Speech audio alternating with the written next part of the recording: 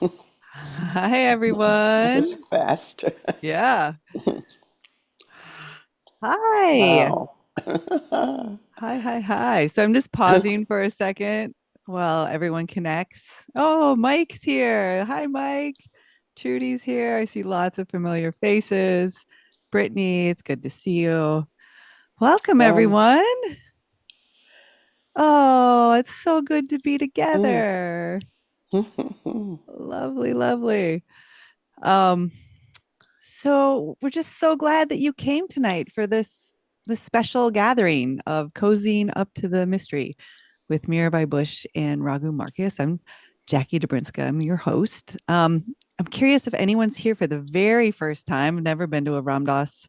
Yeah, great, great. Okay, wonderful. So I'll give you some more information in a little bit, but right now, I'm just going to ask wherever in the world you're coming from that we just arrive together for a moment. So you are muted just to make it more seamless, but to help us feel like we're building this community, this sangha, this satsang. It's great to see each other's faces. So if you're able to have your video on, please do. Uh, and then let's just take a moment to breathe in and take a nice long exhale out and feel yourself really land here in this global community, connecting not only through this world of technology, but through these like timeless human questions that we're here to explore tonight. And I also invite you to say hi in the chats. Many of you already are telling us where you're coming from, maybe what brings you here. But this space is really about exploring questions, exploring the mystery, and bringing people together in community to talk about the things that we often shy away from, aging and dying, and what all of this means. And rather than pushing these things away, we're asking how do we turn towards them and actually help us to live more fully, more lovingly, more courageously in the world today. I see people saying hi from all over Connecticut, California, Massachusetts, New York City, New Hampshire, Eugene, Vermont, Alabama, Pittsburgh. This is great. Ventura, Canada. Yeah, I keep saying hi. It's so good to see where everyone's coming from. So, Ram Dass reminds us often that death is not an error, but a part of life. And it can be a guide back to our heart. And tonight we're leaning into that wisdom. And we're not here to figure it all out, right? But just to get curious together, to cozy up to the mystery. And I'm so excited and honored to be joined by these two amazing teachers who have walked alongside Ram Dass for decades. We have Mirabai Bush, who has been a pioneer in weaving contemporary wisdom into modern life. She co founded the Center for Contemplative Mind and Society, bringing mindfulness and compassion practices into a wide range of settings from Google to the military to K through 12 classrooms. She's written and taught extensively on how these ancient tools can help us live with more presence and kindness and courage in our everyday life. And she has this deep, long friendship with Ram Dass that spanned over 50 years. And together they authored the book Walking Each Other Home, Conversations on Loving and Dying, which, if you haven't read, highly recommend. It's just this tender exploration of death and friendship. And she's going to talk more about it tonight. She's just such a grounded, wise, joyful way shower. So grateful to be here with her tonight, as well as Raghu Markus, who's the executive director of Love, Serve, Remember Foundation and has been a close collaborator in bringing Ram Dass's voice into the digital age. They met in the 60s and then Raghu went to India and met Neem Karoli Baba. And so he brings this wealth of lived experience as well. He has this great ear for sound and music after many years of running a record label and this gift for storytelling. He's the um, host of the Mind Rolling podcast, where he talks with lots of wisdom keepers and artists and spiritual practitioners. So we're going to talk to these two tonight about bringing this like wisdom forward. And so what we're going to do, we're going to listen to a short clip from Ram Dass, sort of notice what stirs in your heart. And then we'll have a conversation with Raghu and Mirabai. And then we'll end with an audience Q and not quite. We'll have an audience Q&A. So you'll be able to type your questions into the chat. And then we'll end with a short practice. So that's our 75 minutes together. Sound good? Great. Okay, so now I am going to bring this clip of Ram Dass forward. So just invite you all to take another deep breath as we share this wisdom. I can guarantee that the minute the fear of death has been faced, the meaning of life changes. Until you have died to yourself, you cannot begin to live.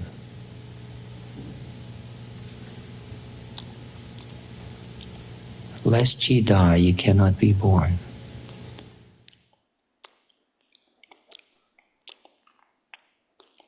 All right, so let's jump in from there.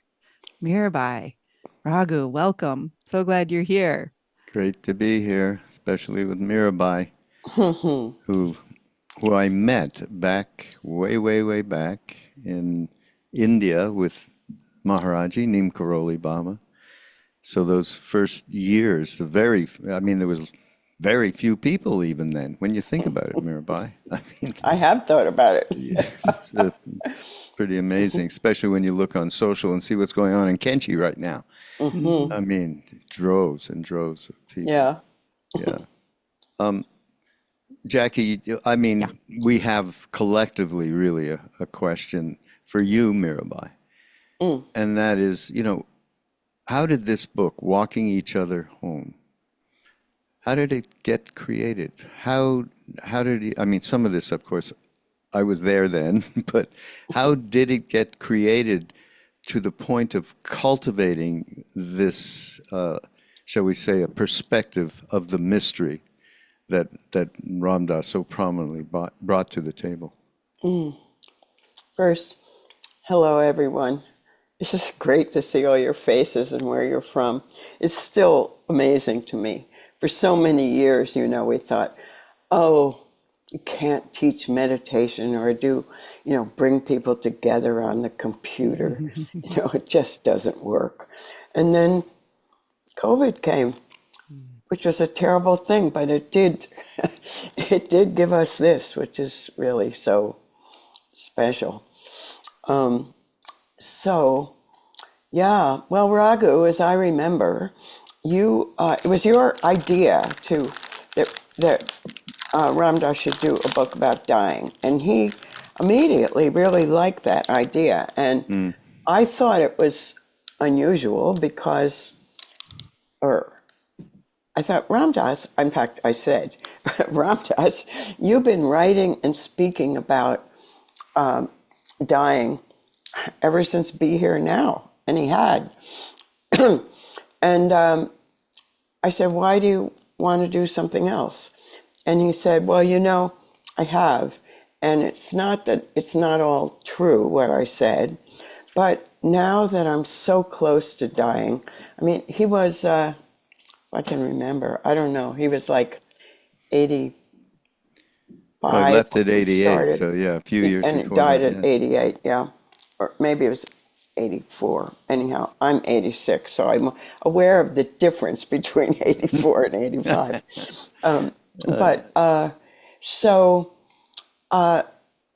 He said, but now he said, I'm so close to it that I have a different understanding of it. It was that, plus that, as probably most of you know, that he really changed after the stroke. He really did allow his ego to die, and so that he really could be, in a sense, born again. And that took place over years, but in those last years, he was extraordinary. And he had allowed himself to be close to death in the sense that he didn't have a lot of, ideas and opinions and attachments to get in the way of what death is, or and preparing for it. So yeah, so he wanted to do it. He wanted to do something new. And of course, as you know, he had, from the stroke, he had aphasia. And that meant aphasia doesn't affect your brain in the sense of the way it works in your intelligence, but it affects your ability to find words. He used to say that it was like when he was trying to express something, it was like going into a closet to select what to put on. And he couldn't always find the thing he wanted to wear that day. But so we, because we'd known each other so long, I was really comfortable, and so was he, sitting together with a lot of silence. And just, he didn't like having his sentences completed for him at all. He said that was the one thing that made him feel really old. So there was a lot of waiting and maybe sometimes asking another question. But we do that. Before we started, he said, okay, let's do this. Let's promise that we'll say what we know and not say what we don't know.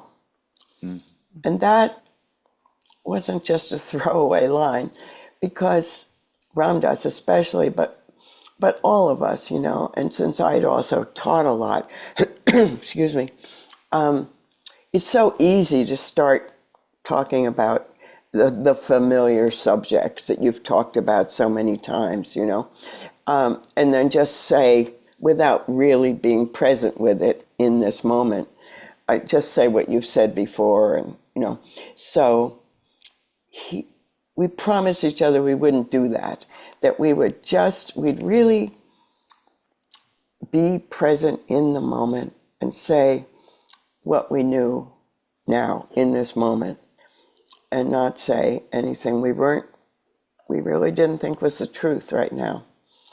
So that was a great way to begin. And at the time, we were teaching these retreats in Maui. The Maui retreats continue now in his honor, his legacy. But when he was still alive, we were teaching them every year, and I would be part of it. And the book took a few years to do, and people who came to the retreat knew that we were doing this, and they said, "Oh, that's so cool, that's so great, you're in that room with Ram Dass, I would love to be there." And I knew they meant it. And so I wrote the book, in a way that the intention was to draw others into the room and with us. And so if you haven't read it, that's the way it reads. It reads kind of memoir-like, in that I am drawing the reader into a conversation. And he loved that. And he said, because he said he was worried about this process and not being able to finish sentences.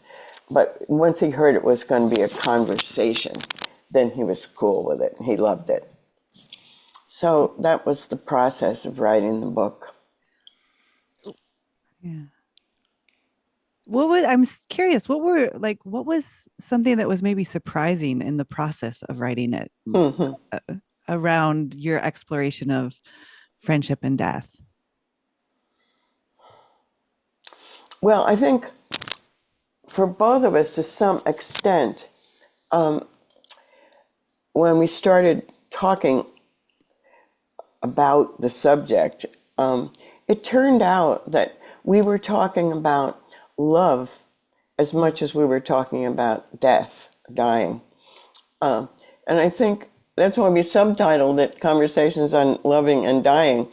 I think if you'd asked us, we would have said, in a one-liner, that yes, in as much as you can love in this in as much as you can love in this life, and by the time you die, you will die peacefully, because being love and nothing else is where you want to be when you die. So we ended up talking about loving a lot, and that was great. And, but I think it surprised us to some extent. Yeah. Mm. Mm. So, that we're on this. Oh, I'm sorry. My No, I heard. Yeah, earbuds fell great. out. You're back. You're Sorry. back. You heard what I said, though, right? We did. Okay, good. Yeah. So, this is a conversation that we typically avoid in our culture. There's like some fear around death and dying. And as you brought this book to life, I'm curious, you're in a niche little world, but how did that fear come up in people you were working with or talking to, and how did you approach it? And can you just talk about that fear of even talking about death in our culture? I mean, it wasn't hard. I mean, even when it was just between us, we all know, I mean, really, honestly, I think Ram Dass had gone beyond fear of dying. And I thought I was pretty good with it when we started, but the more we got into it, the more I saw, oh yeah, there's that and that I had, there was plenty for me too. Mostly, he said he had one attachment, and that was that he would no longer be able to be a vehicle for Maharaji's teachings. And I got that, but it wasn't a fear in his case. It was really a regret, you could say. But I saw, my attachments of people I love, mainly leaving people I love, my granddaughter, and so many other people,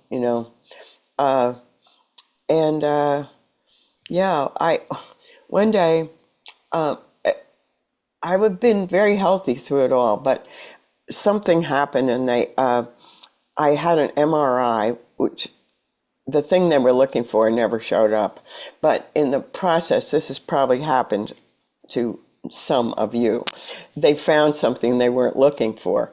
And so they found this mass, they called it, on my thymus. I didn't even know what a thymus was at the time, but I found out. And from the head of thoracic surgery at Mass General. But and it turned out to be benign. But as you all also know, it takes weeks between when they think you might have cancer and then when they tell you, oh no, you're fine. Sorry about this. And so in those 2 weeks, for the first time, I really thought that, very soon I could die, different from when you're going to die eventually. And and during that time, I really understood how if you keep death, on your left shoulder or really close, if you're really not afraid to look at it, because in that case, because I thought it was coming soon, so I better look at it. And this was after I wrote the book with Ram Dass. I remember one day looking down at the grass, and I thought, grass. You're everywhere. You've been with me my whole life. Every stage of my life, there's been grass. And I've never really appreciated you. I started looking really closely at these blades of grass. It sounds silly, but it was real. And then when I found out that all was fine, I stopped looking at the grass. I feel guilty, but what I really understood was that if you're able to really keep the reality of death close, not in a morbid way, but just knowing it's true, it brings life so much, life becomes so much more vivid, and that sense of the preciousness of every day, every moment becomes real, and those are, of course, the great times when you just realize how precious this life is with all its difficulty, Yeah. that we're choosing life. I sit with dying people regularly, and I say it's one of the most selfish things I do because whenever I leave, everything in I the did it again, world, sorry. it's all right. Everything in the world just feels so incredible. And how could I possibly take any of it for granted at any moment? And then 3 days later, I am. Yeah. But yeah, yeah, But of course, like all practice, you can begin again, and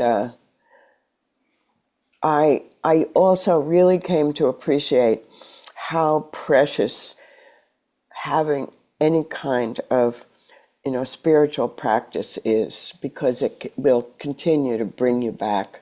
You can always come back, and that practice of in the basic insight practice, where you are just cultivating the ability to be present in the moment, and you're focusing on one thing, and letting go of all distractions as they arise.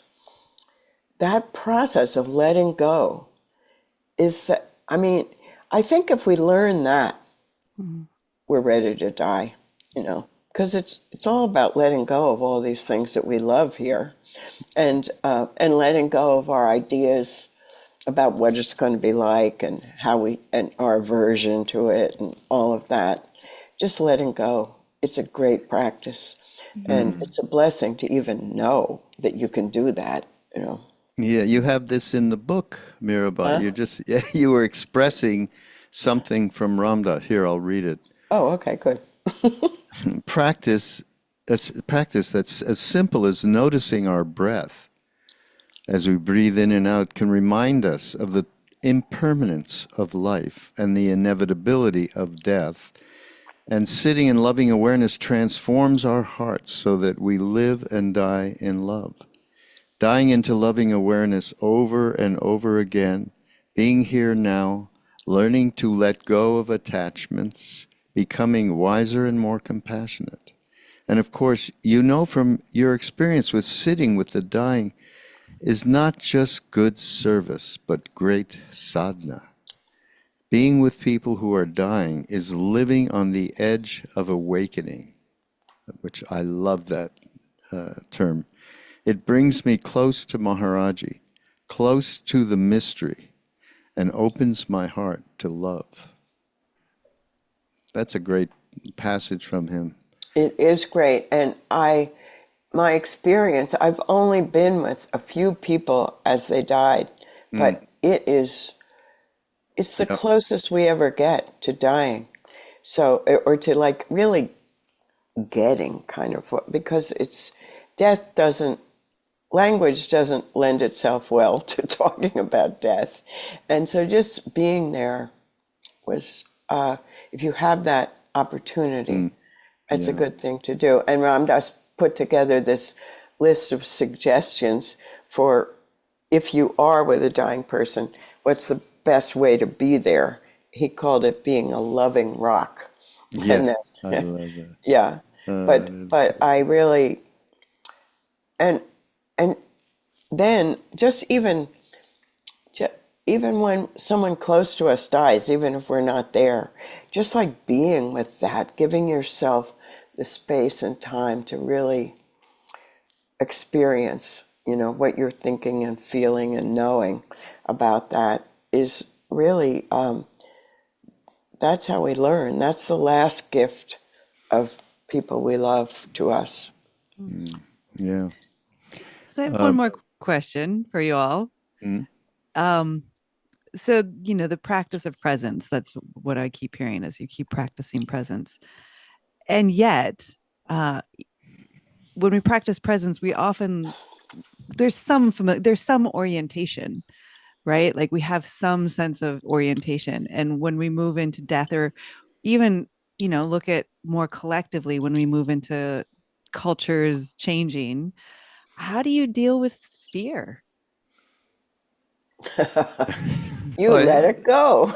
You just keep letting it go. That's the end. I mean, really, Mirabai, what you said before, you can always return to the practice is probably, and this is a big thing that Sharon Salzberg talks about, and that's probably such an important ingredient, related to effort, non-effort, being present with the practice, and stop killing yourself when you Yeah, start yeah, talking bad to yourself.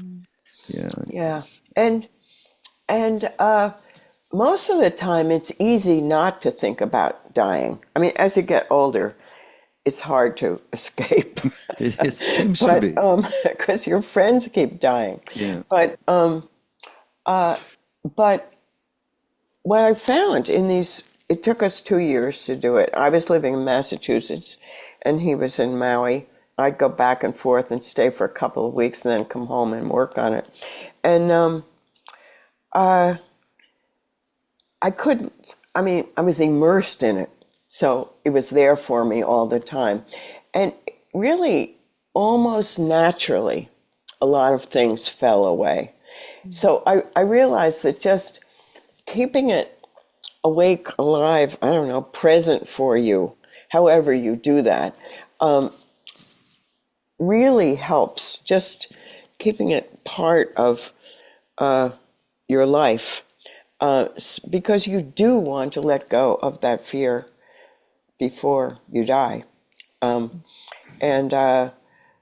if you keep it alive, then just naturally you'll see what you're afraid of about it.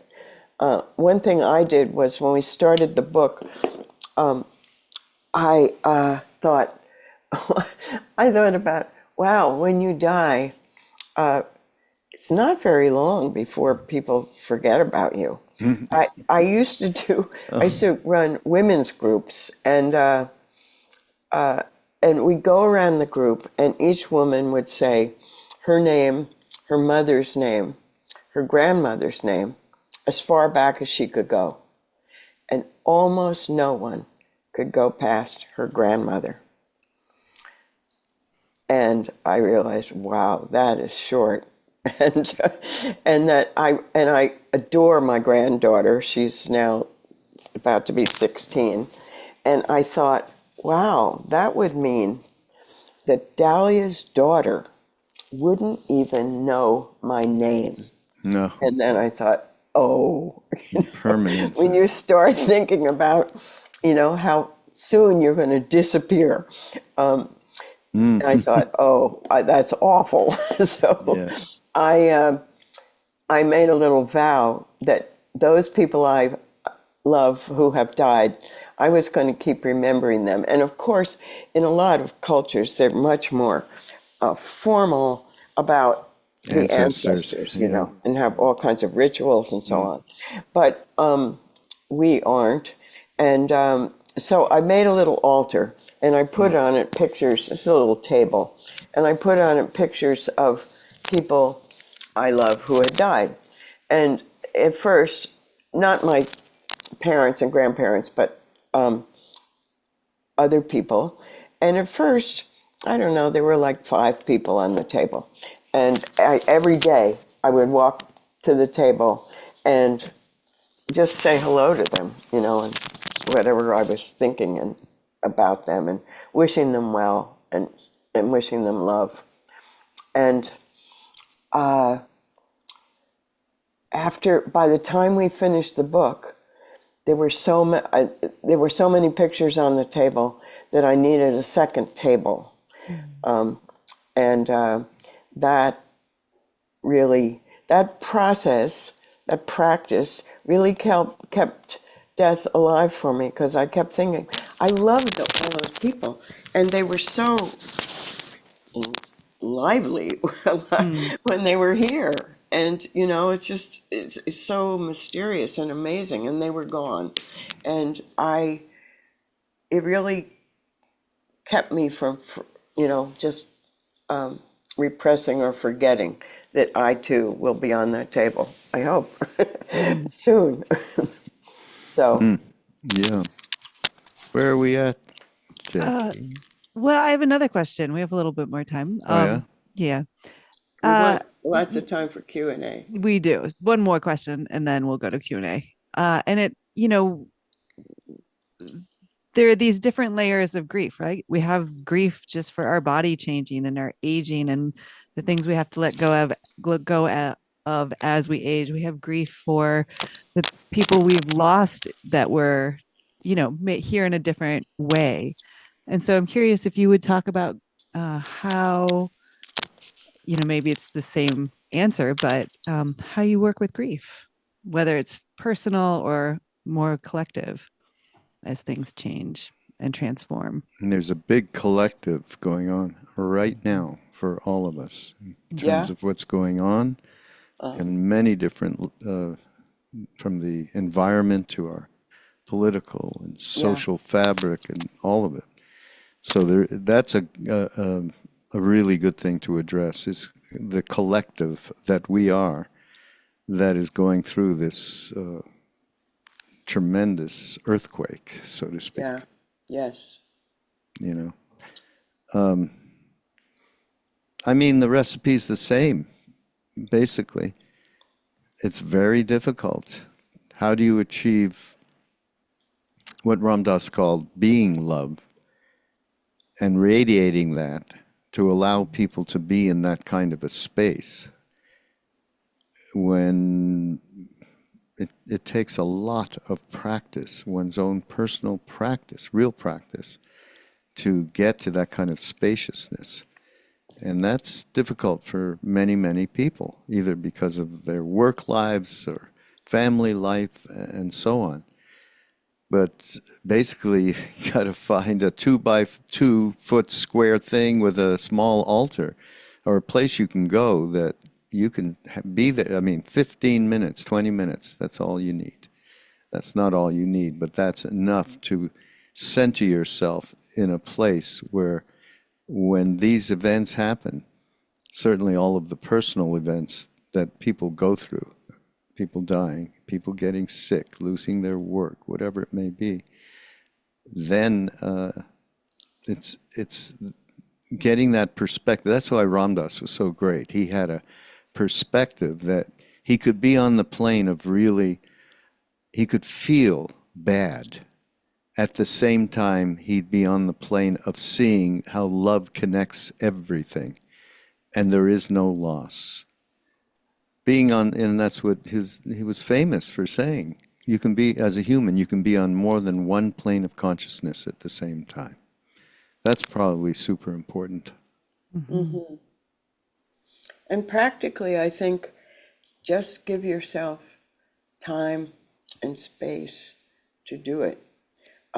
That's many people have told me that after a spouse or a child dies, that impulse is to run around and do things so you forget, and even if you're not conscious that that's what you're doing, but it needs it needs time when you're alone and see what's arising, so you know what's there, so you can work with it, and however you need to do that.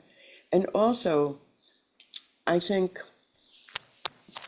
it's really that, the Buddha said that the three most important things were the Buddha, the basic truth of things, the Dharma, the basic truth of things, and then the words as they came through the Buddha. But the third thing was the Sangha, he said, or satsang, or community, friendship. And one of the Buddha's disciples, Ananda, said to him, "Didn't you say that the Sangha is one of the important things in realizing the Dharma?" And he said, "No, I didn't. I said it's the most important thing."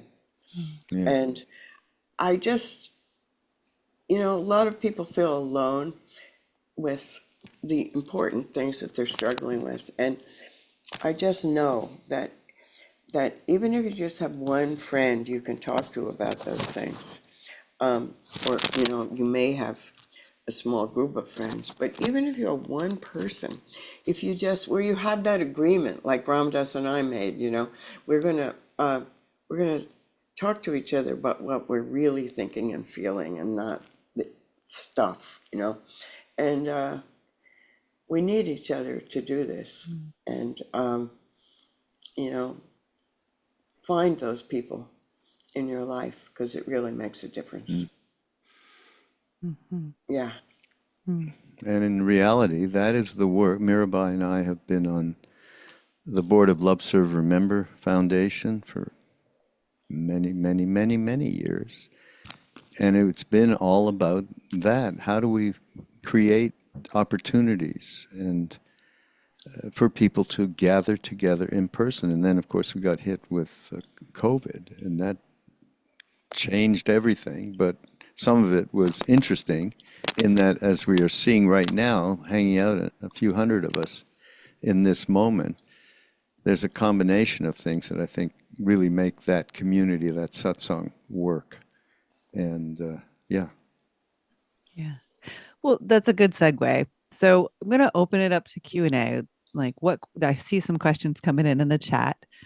Just curious what's alive in your hearts tonight. Continue to write them in. I'll weave them into the conversation.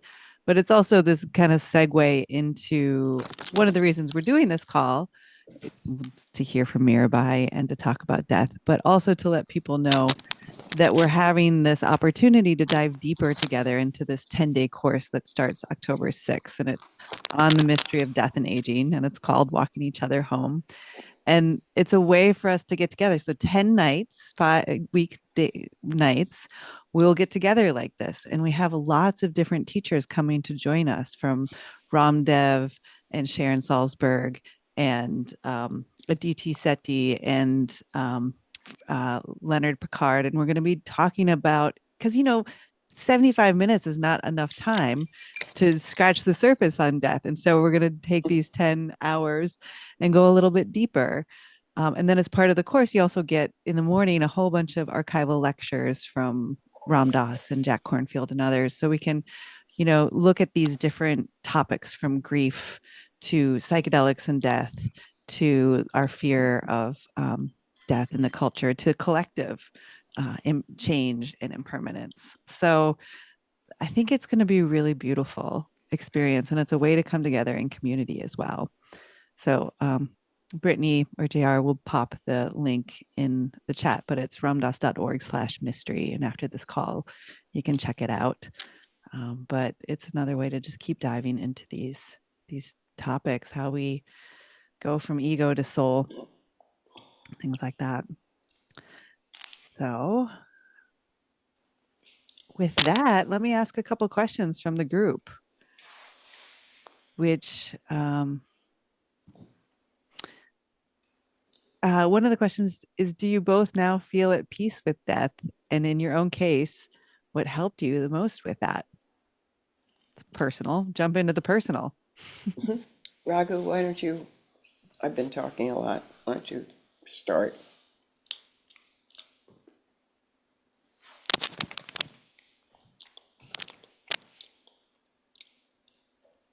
I can't hear. Are you there, Raghu? I can't hear. I'm so There you are. sorry. Just take your Mr. earbuds. Yeah, Take your Mr. earbuds. Broadcaster. I know, right? I'm so sorry. Take the earbuds out, though, of the computer, because there's something wrong and they're creating a lot of noise. Whose? Yours. Oh, Yeah. And you'll just, now you're going to be fine. good. Yeah. But what I said was, Oh, you start. okay. Actually, in the Becoming Nobody film, the director, Jamie, asked Ramdas as part of an interview, are you afraid of dying? He said, well, I'm not free completely. He said something like that. But what he really said that was interesting, I'm curious about what it is that will take place. And that's the closest as I personally can feel that I am getting down with the reality of going through the bardos. And the other thing that I got a text from Krishnadas once, and he said, I just read this thing about Karmapa, the 16th Karmapa. And I said, wow, yeah. And everybody, the 16th Karmapa, of course, many people, of course, know who he is. Third in the line from the Dalai Lama to the Panchen Lama to him. And I did meet him.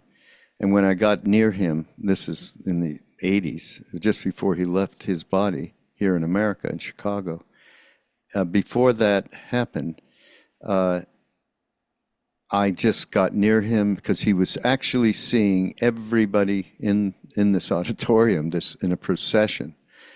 And I thought, oh my God, Maharaji. It was the same vibe. And that's not the right word, and it doesn't say anything at all, but I could never, ever describe what that means to me, of course. And so Krishna said, he said that all of his disciples or devotees, whatever, he would be there in the moment that they were going through the bardos. And Krishna said to me, so, given that 16th Karmapa, Maharaji, it all comes from that one place, I think we're covered.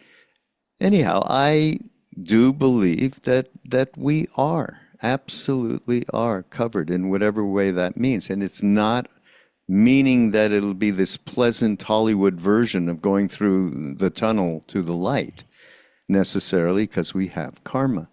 But to know that we are being taken care of, and whatever's necessary, of course, will happen.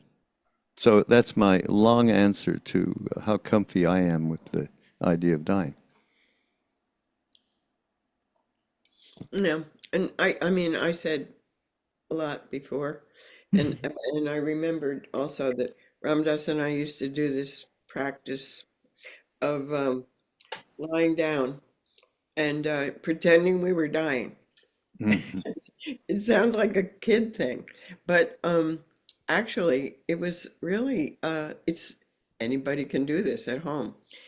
It brings you just allow you open up to it, you know. Okay, I'm really dying now, and just watch what arises in you. It's pretty amazing. It was for me. So anyhow, I recommend it as a practice.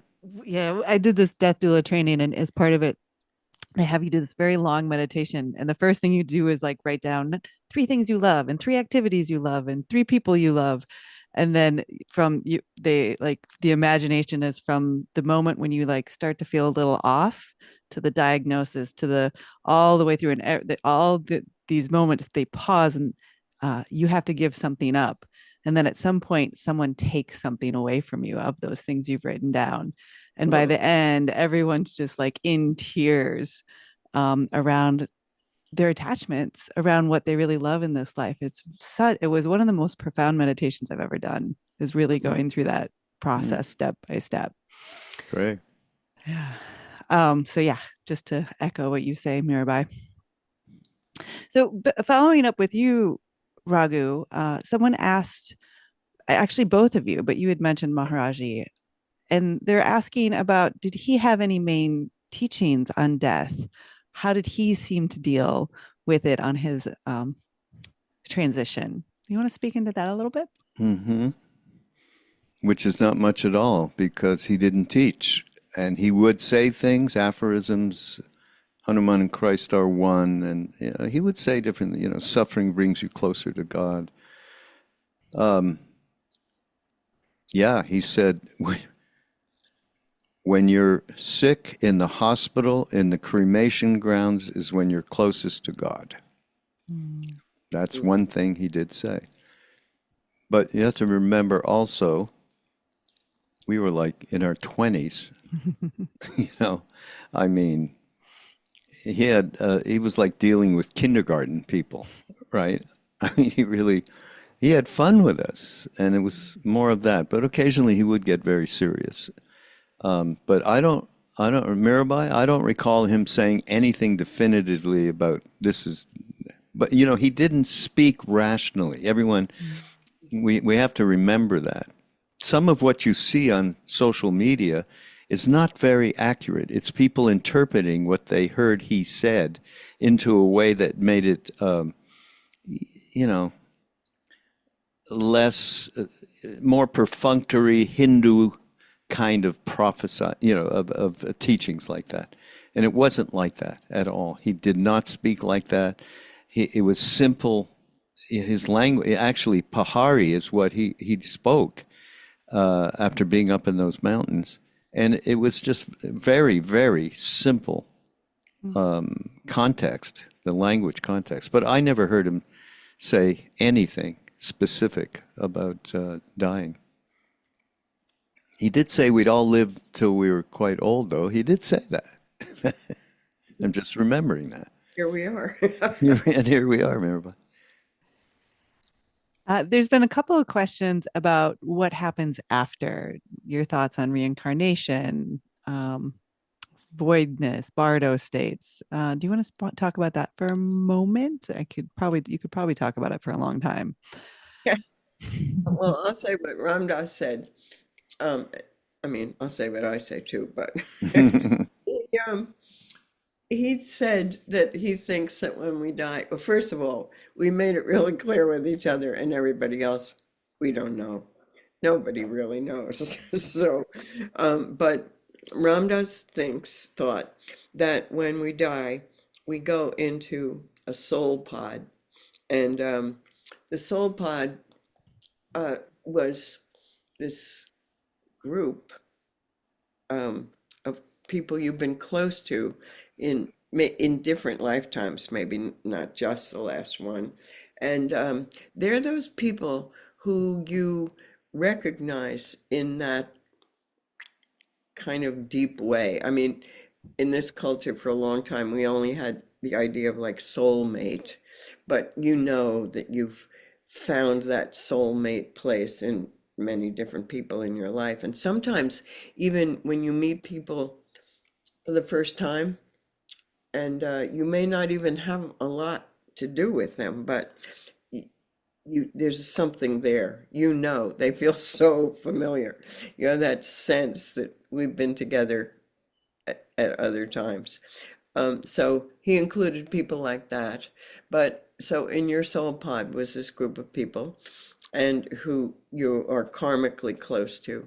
And that in between lives, well, I think he was thinking of sort of being in heaven on a cloud, you know, and then you look down and you choose the life. They help you decide what your next life will be and in what situation will help you burn through the most karma. So as you're deciding whether, you know, what kinds of parents you want and where you want to be born and so on. Because they're also wisdom bearers because you have been together through many lives. So that's an option. And after the book came out and people read about the soul pod, one time I was just having tea or something with a friend, and he had just been diagnosed with MS, I think was it. And he said he was really thinking about his death coming, and he said, "Mirabai, will you be in my soul pod?" And I said, "I don't think that's the way it works, Arthur." And so then later somebody else said the same thing to me, and I said, "This is like this isn't like a new kind of come on line, you know, in my soul pod." So anyhow, that's the soul pod. Oh, good. I don't know any more than that. Raghu, you muted, but did you want to add anything? No, I know that soul pod thing quite well. Mm. As he used to talk about it a lot, and I do believe that, like, again, going back to Maharaji, that we are gathered under whatever that force is, which we don't really know. Is I love that Ramdas compared the mystery in that thing I read, Maharaji, or the mystery, he said. And I think that's really, really it. We are part of whatever that thing is. It's how we're gathering today. We have no way we'd be gathered today without that. And, Ramdas brought that back, shared the jewel. And I really do believe that's as real as anything is real. Mm. Yeah, it seems regardless of one's relationship to Maharaji, because I'm sure there's many different Yeah, people here people with that different know. Yeah. relationships, but that idea of like trusting in the mystery in some way and being able to Yeah. surrender into the mystery, and that being a regular practice of surrender into the mystery, like because our minds want to know, we want certainty, we want to know what happens after, we want to have like a plan for it, and just to be Mm. like, to be in the unknowing is such an uncomfortable place for Mm. most of our Western psyches, I think. Yeah. And so that Yeah. being part of the practice. Yeah, that's why curiosity is a big deal. It opens up everything, and it's not sticking in this small container of losing identity, fear, and so on. And that was with Ramdas. He was so transparently honest, and he really was there. I mean, ultimately, he'd say, he had no idea, like nobody has any idea. This is his conjecture and related to the soul pod thing. But he had great curiosity. That's why I mentioned, from that Becoming Nobody film. I'm curious. I'm not interested, it's not like I want to go through what he went through for 22 years, 3 years, with being half paralyzed and all of that, and in a lot of pain and discomfort. I never see anybody go through that with such aplomb is the only word I mean, he just was not day to day affected by that, and he really got free to some degree. And so, Constant yeah, practice. yeah, yeah. Constant.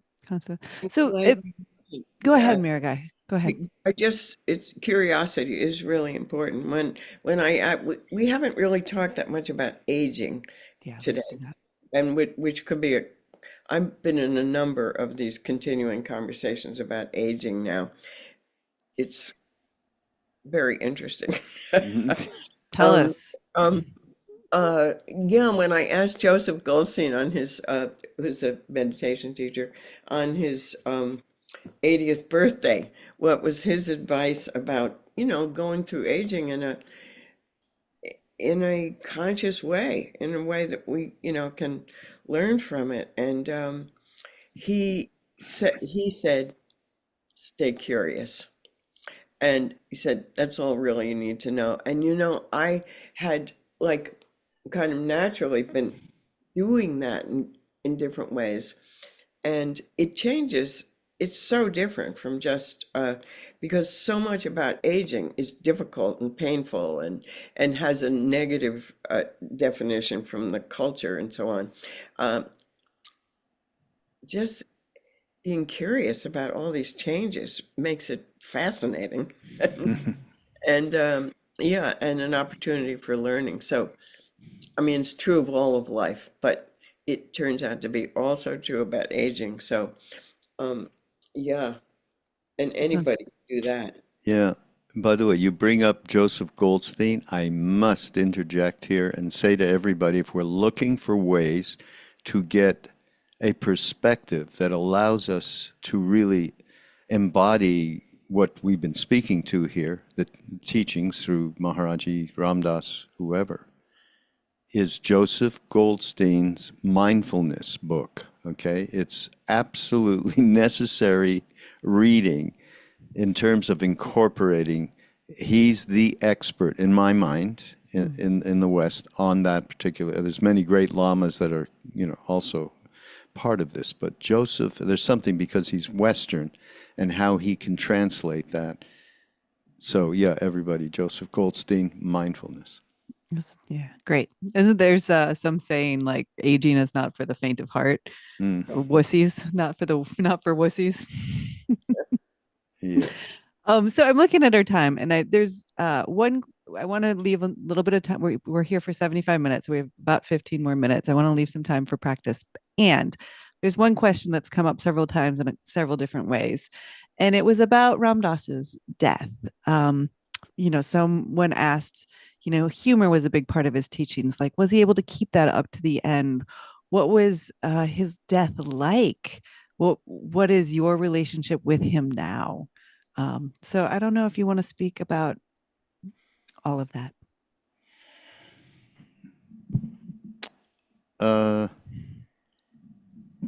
All I can say, I mean, I was not there, and nor was Mirabai when he actually died. But I was there I left about 10 days or so before it happened. And I went to say goodbye. I actually have a picture. I mean, somebody took a picture while I was just saying goodbye. But I stood up, and just figuring this could be the last time easily. He was quite sick. And he went up on his good elbow, left, obviously. And he encountered me in exactly the same way that he encountered me the first moment I saw him in the winter of 69-70 in Montreal, where I'm from. And it was complete presence, and there was no Ram Dass, there was no Richard Alpert. There was just a pool of unconditionality, is the best way I could put it. Whatever I needed in that moment was going to happen, regardless of anybody's body, personality, or anything like that. It was the exact same thing the last moment I saw him. Those two moments, and they were like, I don't know how many years, 55 years apart or more, they were completely linked in a way that I will never forget. And as far as him, I of course know, Mirabai and I are very close to Rameshwar Das, who happened to be there in that moment, who did the memoir with Ram Dass.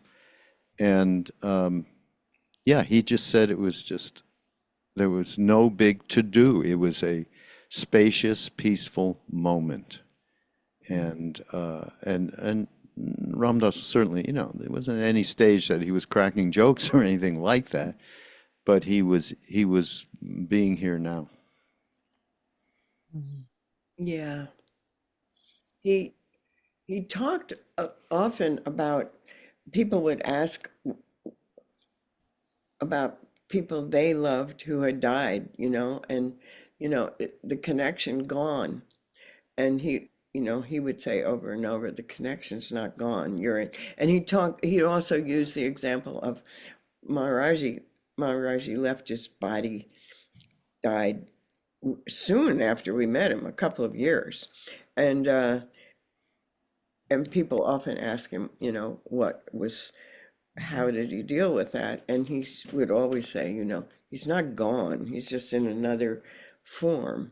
And now we're united in love. And he said, if your spouse dies or your loved one dies, your relationship isn't over. You have a different relationship. And everyone who's gone through this knows that yeah, it's not a relationship in two different bodies anymore.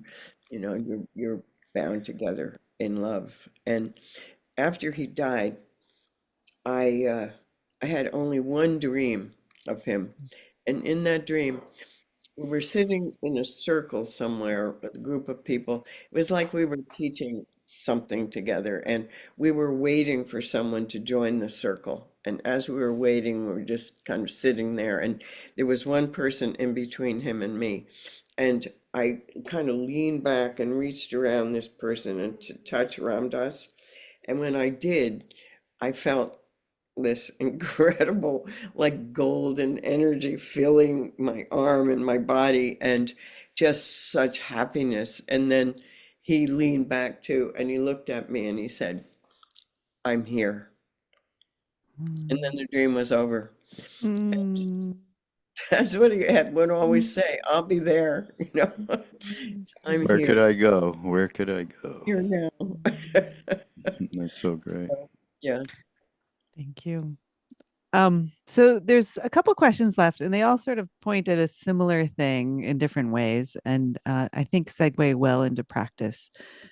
Uh, there's this idea of how do we support ourselves through grief or fear or pain, or whether it's physical or emotional, or the state of the world. And in the beginning, or going through the dying process ourselves or the aging process ourselves. And in the beginning, you both said this idea of how do we practice? We just got to keep practicing letting go. So I'm curious if, I don't know if that's the practice you're going to lead us in, but I'm curious if you'd be willing to lead us in a practice to end our time together. Mirabai. Sure. Okay. Do we have 10 minutes still? Mm-hmm. Yeah, it's 75 minutes, so we have 10 more minutes. Okay. Yeah. Okay. I'll lead a little letting go and loving practice. Great. Many of you have done this or variations on it. But just get into a comfortable position wherever you are, keeping your spine as straight as you can, and either closing your eyes or having a soft gaze so that you're not looking at anything. And just begin by noticing any place in your body that's feeling tight or painful, and just allowing yourself to relax there, let go of pain.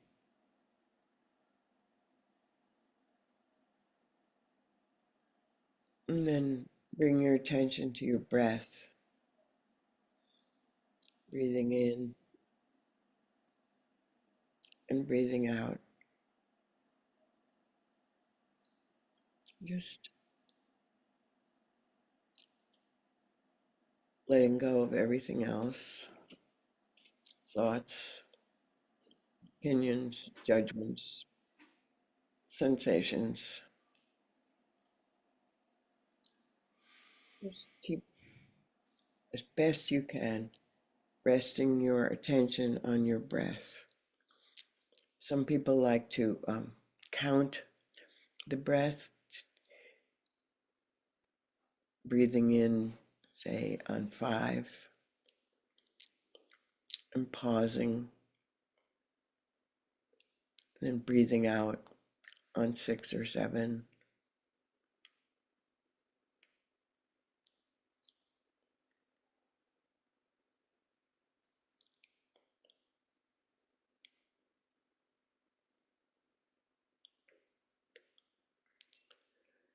And when thoughts arise other than just the breath, just gently, without judgment, let it go and come back to the breath. That's it. It's very simple, but of course, it's not easy because all those thoughts and memories continue to arise. But that's the practice, learning to let go just for now and returning to the breath.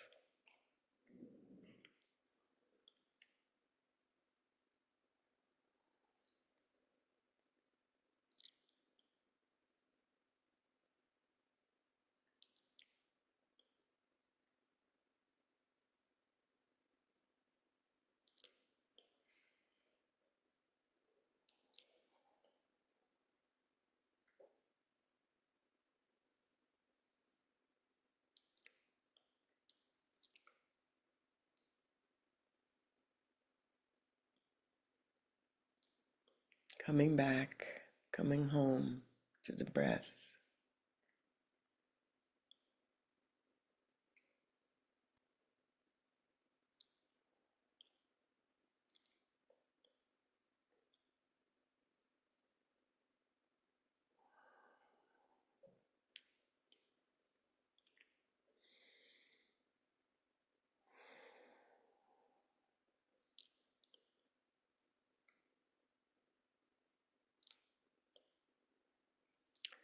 Let your breath deepen, fill your whole body.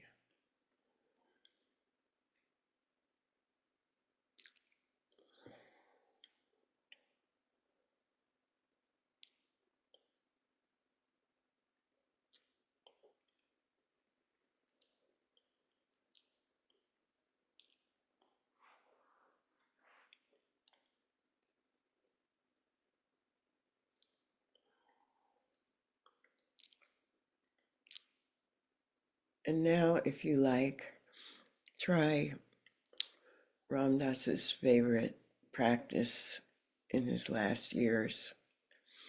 As you breathe in, say to yourself, I am loving awareness. And then breathing out, I am loving awareness.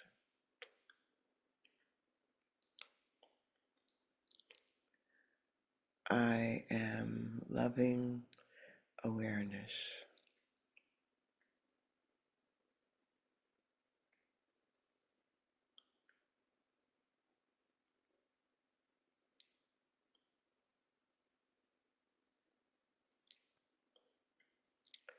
Loving awareness.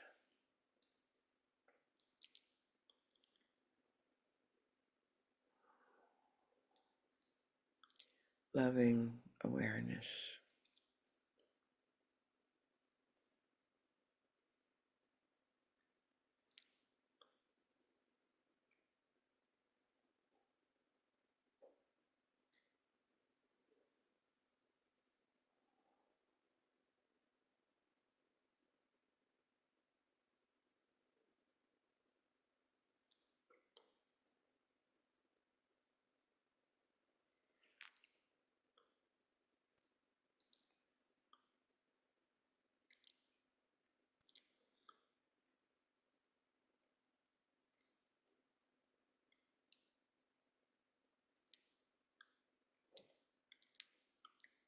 And when you're ready, slowly opening your eyes, coming back into the room,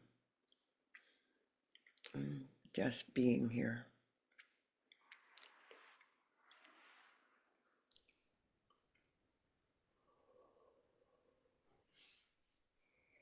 Thank you, Mirabai.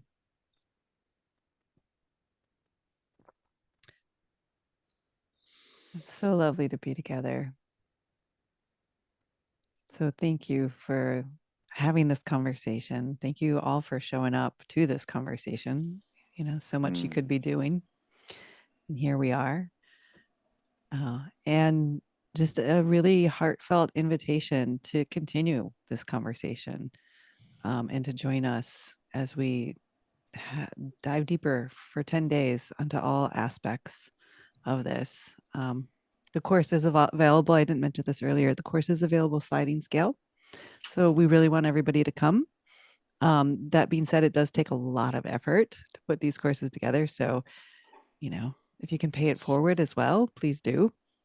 But yeah, really, really hope you all show up. And these are, you know, important conversations to have right now for all of life, I think, right? For these times, for our own evolution, and to do practice together.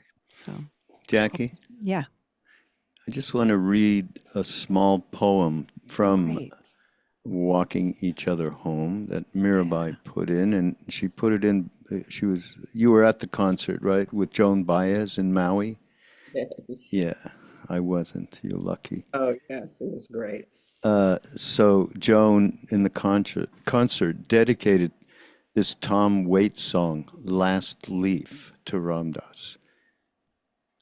I'm the last leaf on the tree.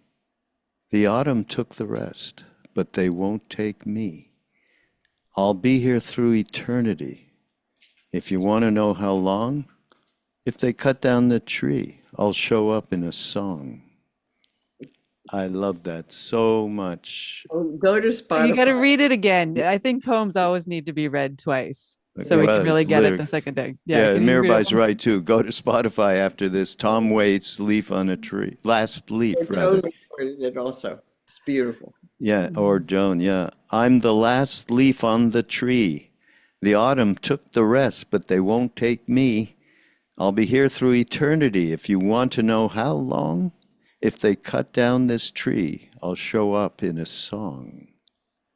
And you know, when at the end we had to get the approvals from everybody. Yeah. Musicians have, they have someone who takes care of all that, and so all the others that we had to get permission from, we did, and they're usually charges for poems and songs. Songs, yeah. But he wrote us a handwritten note and said, Who? Tom? Waits, and said, Wow. I am so happy you are using this. I would never charge you royalties. I'm honored to be in the book. Oh, wow. That's so great. I didn't know that. Wow. Wonderful. That's great. I love it. And Joan, she sang that at this benefit we did in Maui for Ramdas. And she went to say goodbye to him that afternoon before we were all going over to the hall. And she came out and she said, it was like saying goodbye to the sun. Oh, so great. She is so great. Wow. Yeah. And this is a great course. I'll pipe in around that. Walking Each Other Home has so many different reflections and so many different people with teachers with profound perspectives on all of these subjects. So I think you will all enjoy. And this talk will be available for replay, and so you can share with your friends as well. Just someone asked. So anyway, thank you all so much thank you, Mirabai, for being here, for writing the book, for all things. Thank you, Raghu, for being here, for all the ways you continue to bring these teachings forward, and to everyone who's here tonight and who's tuning in after night. It's just such a joy. And thank you. Always we all feel Ramdas and that energy coming through. So such a Thank you, Jackie. Yes. Everybody, thank you. You're the best. Back at